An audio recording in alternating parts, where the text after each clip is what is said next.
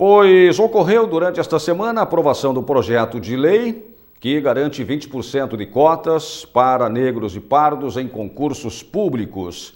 E para falar sobre esse assunto, a produção do Controle Geral na TV convidou a antropóloga Maria Rita Pidutra e o professor de Direito Giorgio Forgiarini. Maria Rita, boa tarde. Boa tarde, um prazer estar aqui. Alegria nossa de poder também te receber, né? Sempre tratando de assuntos que nos remetem para o debate sobre a consciência negra e os espaços, né, sociais que vêm sendo buscados na nossa sociedade.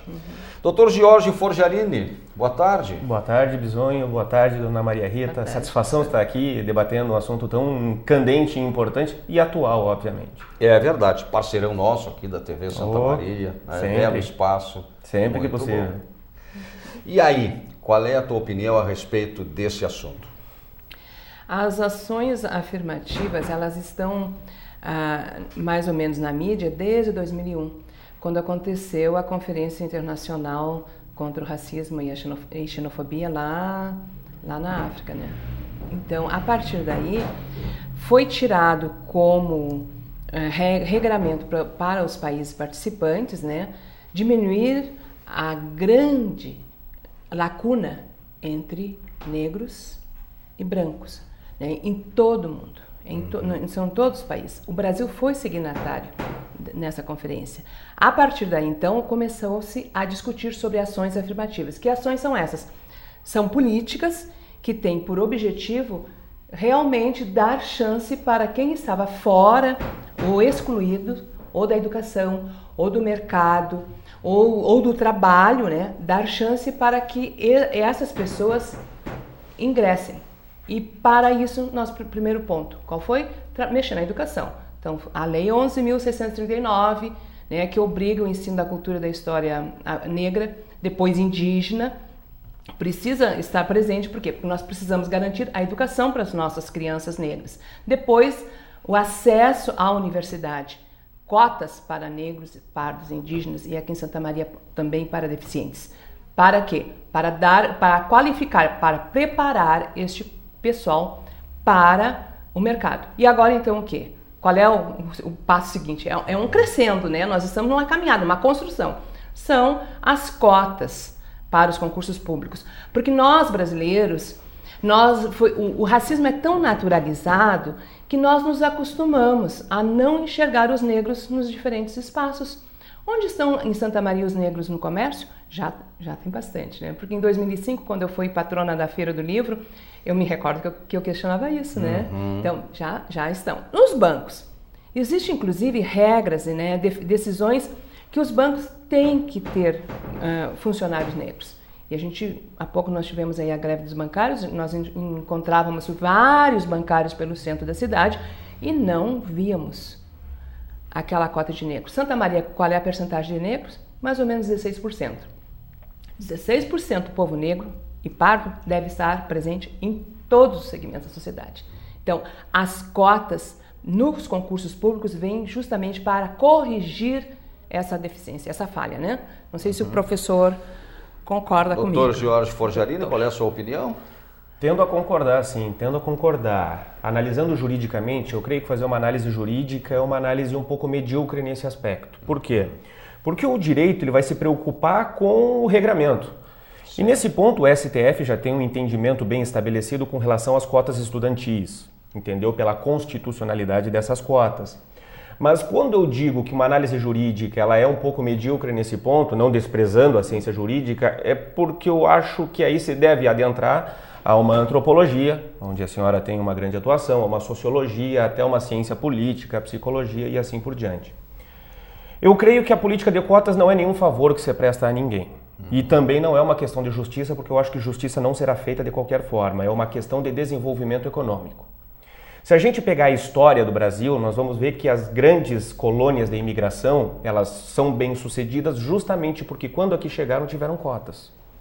Se nós formos observar a colônia de imigração alemã, receberam cotas, alguns municípios de imigração alemã foram doados pelo Império Português, pelo Império Brasileiro, e inclusive foram cedidos instrumentos de trabalho, carretas, mecanismos, instrumentos e etc. E justamente por isso conseguiram hoje um grande desenvolvimento econômico. Mesma coisa para a imigração italiana, mesma coisa para a imigração polonesa e assim sucessivamente. Então eu vejo que a política de cotas nada mais é do que um instrumento para fazer com que a população negra tenha condições de efetivamente contribuir mais do que já contribui para a nossa sociedade. Então, no momento em que nós distribuímos cotas para essa população negra, nós não estamos dando esmola como muita gente pensa e diz e propagandeia de maneira jocosa e pejorativa. É sim uma maneira de nós conseguirmos um desenvolvimento econômico mais igualitário e, consequentemente, mais sustentável para a nossa sociedade como um todo. Dentro dessa linha que o Dr. George colocou, muitas vezes se ouve também que a defesa de cotas por si só já constitui um processo de discriminação racial. Qual é a sua opinião sobre isso, professora? Não, de forma nenhuma, porque nós estamos, com as cotas, nós estamos oportunizando, né, o sistema, o Estado brasileiro, o empresariado brasileiro está oportunizando, né, o acesso dessa população que estava fora do mercado. Então não é de forma nenhuma uma discriminação. Nós temos mais da metade do povo brasileiro negro, autodeclarado negro ou pardo. Nós precisamos, como o Dr. Jorge falou, né, nós precisamos possibilitar que esse povo tenha acesso, que ele produza, que ele ganhe, que ele compre, né, que ele esteja como os demais cidadãos brasileiros inserido na nossa sociedade. Então, de forma nenhuma, nós enquanto movimento negro, aí eu vou falar enquanto movimento negro, nós não vemos isso como discriminação. Nós vemos como uma correção. Nós entendemos que é uma correção, né, de desigualdades que já vinham, que há tempo fomos vítimas. E esta é uma política, esse é um projeto, Dr. George, que na sua opinião ele deve acontecer indefinidamente ou ele deve ter um tempo até que ocorra a ocupação desse espaço, dessa lacuna? Eu acho que deve ser definitivo, Bisonho, e deve ser definitivo pela seguinte razão. No momento em que nós tivermos uma equalização, uma equiparação entre as diferentes etnias e diferentes raças, a população negra automaticamente vai assumir 30%, 40% das vagas, das cotas e tudo mais. Então aqueles 20% vão ser obsoletos e, portanto, não vão mais ter sentido. Então aqueles candidatos negros, ao invés de fazer a opção para a cota, vão fazer a opção genérica. Então, para mim, é um pouco indiferente se essas cotas forem definitivas ou se forem provisórias. Que se mantenham definitivamente e, inclusive, que se estabeleçam também outras cotas. Porque no momento em que houver a equiparação, as vagas naturalmente serão distribuídas entre as diferentes etnias. Então, para mim, nesse ponto é indiferente. Eu vejo, assim, como importante a cota nos concursos públicos, né? Porque o Estado brasileiro, né, nós estamos com toda essa caminhada, esse esforço de dar visibilidade ao povo negro, né, de fazer a correção, né, de combater o racismo. Então, nada mais justo, nada mais coerente que os concursos, tanto federais, estaduais ou municipais, disponibilizem, sim, cotas para afrodescendentes, né, negros e pardos.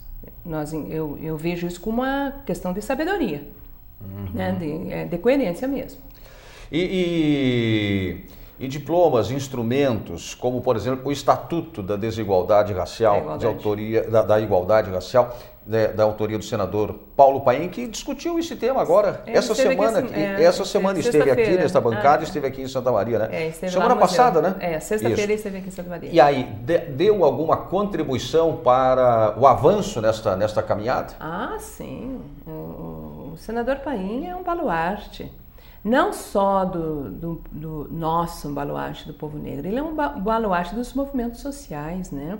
Ele teve uma contribuição muito grande em relação a todos os estatutos que estão aí, especialmente o Estatuto do Idoso. Do idoso, né? 10 anos, né, do Estatuto do Idoso. Então, ele está, é claro que ele diz que não é só ele, o Estatuto não é dele, não. Houve toda a contribuição, né, dos seus pares. E esse estatuto estava parado há muitos anos lá, então ele conseguiu fazer isso.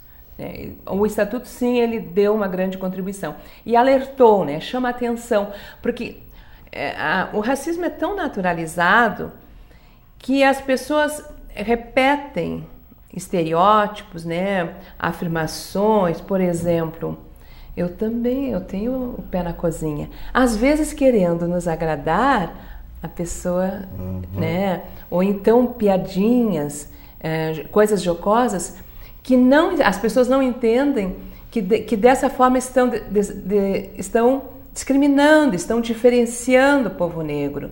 E eu vejo então que nós estamos no momento, e o Estatuto ajudou muito isso, para esse alertamento, para abrir os horizontes, né? Na educação, dão cor até para a alma. principalmente. Dão cor até para a alma.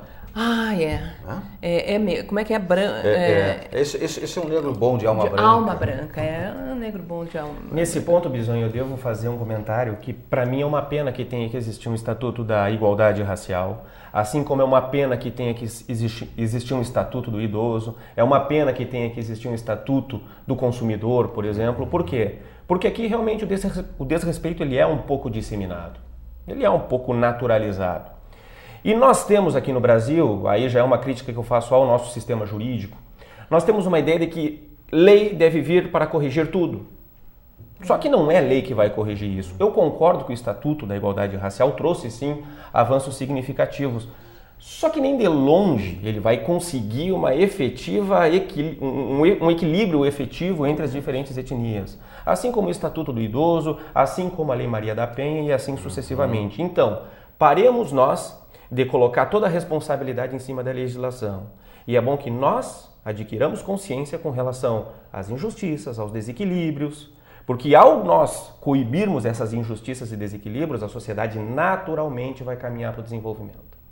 Tomara. Doutor Jorge Forgiarini, obrigado pela contribuição, grande abraço. Agradeço a oportunidade, uma boa tarde a todos.